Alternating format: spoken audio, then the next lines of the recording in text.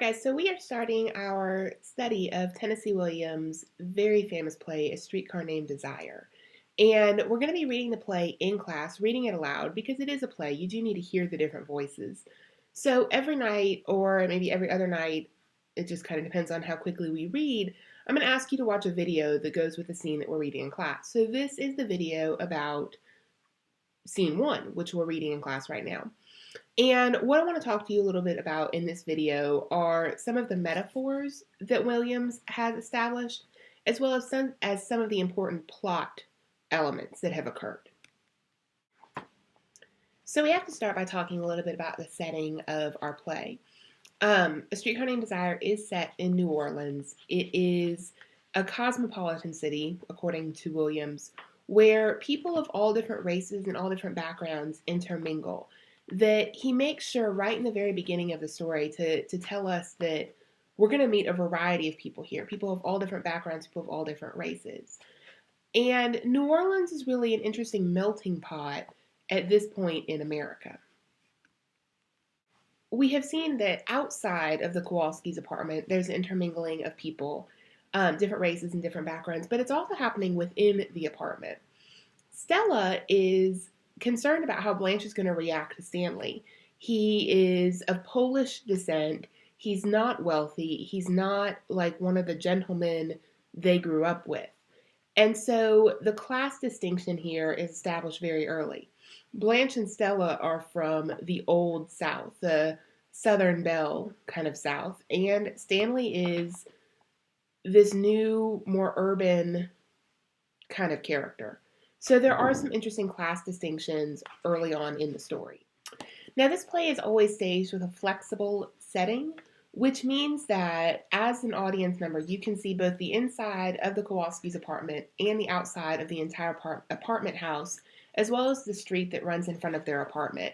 I'm going to put up a couple pictures here from past performances so you can kind of get a visual of how it would have looked.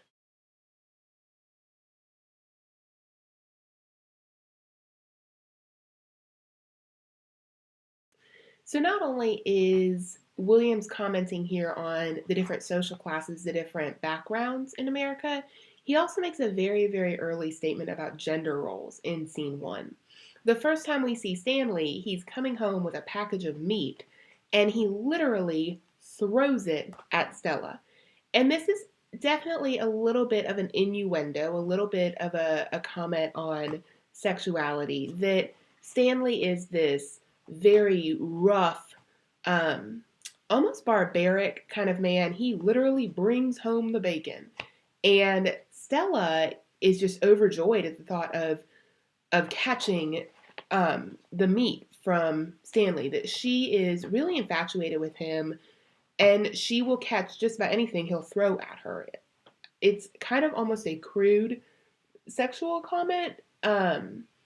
But Williams wants us to see very, very early on that Stanley is the epitome of rough masculinity, and Stella is quite devoted to him. Stella is actually so infatuated with Stanley that she tells Blanche later on in the scene that when Stanley comes home, she sits in his lap and just cries because she's so happy he's home. That whether this is love or infatuation, it definitely borders on obsession, on an unhealthy obsession. In C1, we also have the entrance of Blanche Dubois, who is going to be our protagonist in this story. Whether she's a tragic hero or an anti-hero is something that we're going to talk about, but she's a very complicated character. Now, Blanche, when she first shows up at the apartment house, is very nervous. She's kind of jittery. Eunice lets her into the apartment, and Blanche sits down and says, I've got to keep hold of myself. I must keep hold of myself. So as the audience, we're seeing early on that something is not right with Blanche. She is anxious about something. Now, in scene one, drinking is an interesting symbol. When we see Blanche alone and she's nervous, she's anxious, she has a drink. But as soon as Stella comes in, she pretends like, oh, there's got to be some alcohol here somewhere. I'm sure we can find it. Blanche knows where the alcohol is. She's putting up this air. And this goes to Blanche's superiority, that a high class, a well-born woman wouldn't drink during the daytime on her own. That would be considered a faux pas or a taboo. So this goes back to Blanche's superiority a little bit. Her superiority also comes up when she makes comments about Stella's house. She says it's something straight out of Edgar Allan Poe. Oh my goodness, it's just so dirty and I can't believe you live here. So Blanche is trying to show us that she thinks she's better than everybody around her. But as the audience, we can see very early on that Blanche has got some issues. I also kind of love the part where Stella asks her if she wants another drink, and Blanche says, "Oh no, one's my limit." Again, as the audience, we know that Blanche has had several drinks before Stella even got there. Blanche quite obviously thinks that she is better than her sister. And not only does she make these comments about the house, but she makes comments about Stella's appearance. She says, "Oh, Stella, you got to watch it around the hips a little bit. You should have your hair cut like this." She's constantly making these little comments to Stella, constantly breaking Stella down. And I know that y'all have heard this before, that people who bully, people who break others down, often have an insecurity themselves. This is something to keep an eye out for with Stella or with Blanche.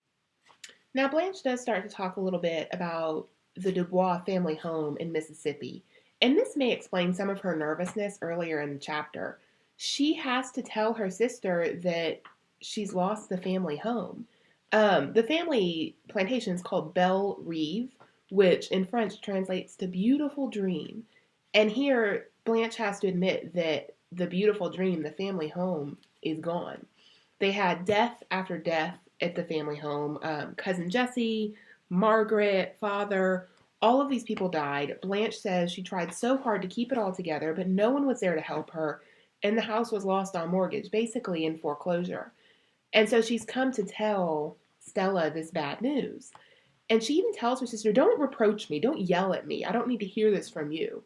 So we see almost a shift in behavior. She goes from being nervous to being condescending to being angry with Stella. Even telling Stella, "Where were you?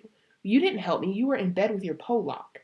This idea that Blanche says she was trying to hold it all together and Stella's just off philandering and being loose. And so this is an interesting comment from Blanche and something I want you to keep in mind for later on in the story. Now, the Kowalskis have two neighbors, Eunice and Steve. They live upstairs. And when the men come back from playing bowling, Eunice and Steve get into it a little bit. And this is going to happen throughout our story. We're going to have arguments between Eunice and Steve. And it goes to show us that everybody surrounding the Kowalskis, everybody in this apartment building is loud and passionate and very boisterous. All right, now Stanley and Blanche have never met before. And so scene one is their first meeting, which definitely leads us to believe that Stella and Stanley probably eloped, ran away, and got married. The meeting between Blanche and Stanley is very awkward. There's just been this little kind of tete-a-tete between Eunice and Steve.